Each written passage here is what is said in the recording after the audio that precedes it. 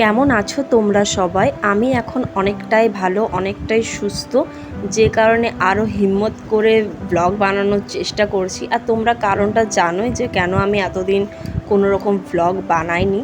তো এখানে একটা পার্সেল এসছিল, অনেক দিন আগেই এসছিল, যেহেতু দিদি বা আমি কেউই বাড়িতে ছিলাম না, সেই কারণে পার্সেলটা ওপেন করে কেউ দেখেইনি।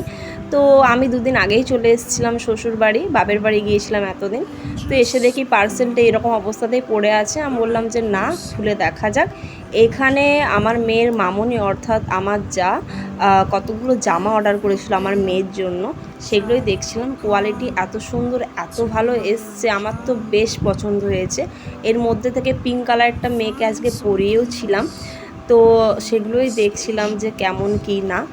আর তারপর রান্না বান্না সব কিছু স্টার্ট হয়ে গিয়েছিল। মেয়ে ঘুমোচ্ছিল বলে আমি একটু চটজলদি করে বানিয়ে নিয়েছিলাম এখানে সয়াবিন দিয়ে ঝিঙে দিয়ে একটা মানে সবজি মতো। আর যখন মশলা বাটতে ইচ্ছে না করে তখন আমরা না এইভাবে মানে শর্টকাট পদ্ধতিতে রান্নাটা সেরে নিই। তোমরাও দেখে রাখতে পারো, যখন হাতে খুব বেশি তাড়া, খুব মানে কি বলবো, তাড়াতাড়ি করতে হবে, তখন এইভাবে একটু রসুন থেতো করে তাতে পেঁয়াজ কুচি, আদা, টমেটো দিয়ে এইভাবে ফ্রাই করে তোমরা কিন্তু তরকারিটা বানিয়ে নিতে পারো। এতে কিন্তু টেস্টের কোনো হেরফের হয় না, বেশ ভালোই হয়।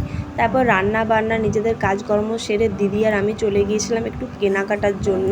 দিদি গিয়েছিল বাপের বাড়ি দুর্গাপূজার শপিং করতে। তো ওর তো ডান, আমার সেরকমভাবে কিছুই একটা হয়নি, একটা মাত্রই জামা হয়েছিল, তাই আমি চলে গিয়েছিলাম। এখানে একটু আমরা শাড়ির কালেকশনও দেখছিলাম।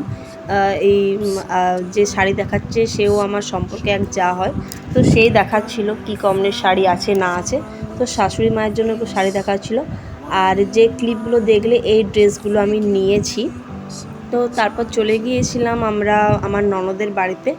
আজ ছিল আমাদের ভাগ্নে অর্থাৎ ননদের ছেলের বার্থডে। তো সকাল থেকে জানতাম না, তারপর যখন ফোন করেছিলাম ও খুব কান্নাকাটি করছিলো যে তোমরা এসো। তো আমরা চলে গিয়েছিলাম। আর এই দেখো আমার মেয়ে ছিল দিদির কোলে।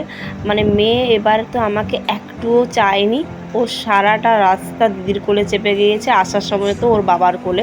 মানে আমি এবারে খুব রিল্যাক্স হয়ে গিয়েছিলাম, কিন্তু গাড়িতে না যেতে যেতে একটু মিষ্টি জিনিস খেয়ে নিয়েছিলাম, যার কারণে শরীরটা এতটাই খারাপ লাগছিল। আমার গাড়িতে চাপলে খুব একটা শরীর খারাপ লাগে না, কিন্তু এবারে এত শরীর খারাপ লাগবে আমি ভাবতে পারিনি। তো ওখানে চলে গিয়েছিলাম, যেহেতু ননদ বাড়ি বুঝতেই পারছো, একটু লজ্জা লাগছিল, তাই কিন্তু নিজের ভয়েস দিয়ে ওখানে ভিডিও করিনি, একটু একটু করে ক্লিপ নিয়েছি আর সেগুলোই তোমাদের সাথে শেয়ার করেছি।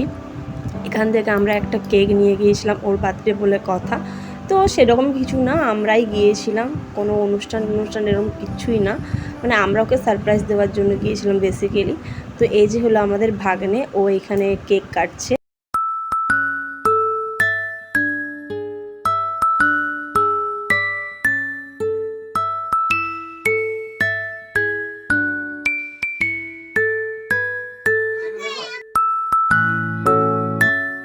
বেশ মানে মজা করেছিলাম। আর এই দেখো আমার মেয়ে যে ড্রেসটা পরে আছে দেখছো না, এটা অ্যাকচুয়ালি ওর দুর্গাপূজার ড্রেস। ওর দিদির ওর সেম ড্রেস কেনা হয়েছে। এই ড্রেসটা ওর মামনি, ওর জেঠু ওকে গিফট করেছে, আর ওর দিদি যেটা পরে রয়েছে ওটা ওর কাকাই ওকে গিফট করেছে। তো ও তো কাদায় গোড়াগড়ি দিয়ে ওর ড্রেস চেঞ্জ হয়ে গিয়েছে। এখানে সবাই আমরা খেতে বসে গিয়েছিলাম। আর এই যে হলো আমার ননদিনী, মানে এতটাই ব্যস্ত কি বলবো, ওকে অনেকবার বলেছিলাম ক্যামেরার সামনে আসার, কিন্তু লজ্জা করছিল। তো এখানে আমাদের খাওয়া দাওয়া ডান। খাওয়া দাওয়ার পরে এই যে বাচ্চা পার্টি আমাদেরকে টাটা করে দিল। ওরা খুব ভালো, মানে যতক্ষণ আমি ওখানে ছিলাম আমার মেয়েকে আমাকে দেখতেই হয়নি, ও সব সময় ওদের কোলেই ছিল। আর সত্যি আমার ননদের মেয়েটা এতটাই মানে কি বলবো, বাচ্চা ভালোবাসে, রায় বলো বা আমার মেয়ে রুহি বলো, ওরা মানে ও থাকলে আমাদেরকে বাচ্চা নিয়ে ভাবতেই হয় না। তারপর চলে এসেছিলাম আমরা। আর রাস্তা বেশ শুনশান ছিল, এতটাই টায়ার্ড হয়ে গিয়েছিলাম, বাড়ি ফিরতে ফিরতে প্রায় 11:30 পেরিয়ে গিয়েছিল। ভালো লাগলে একটা লাইক কমেন্ট শেয়ার করে দিও। আজকের জন্য টাটা, দেখা হচ্ছে নেক্সট ভিডিও।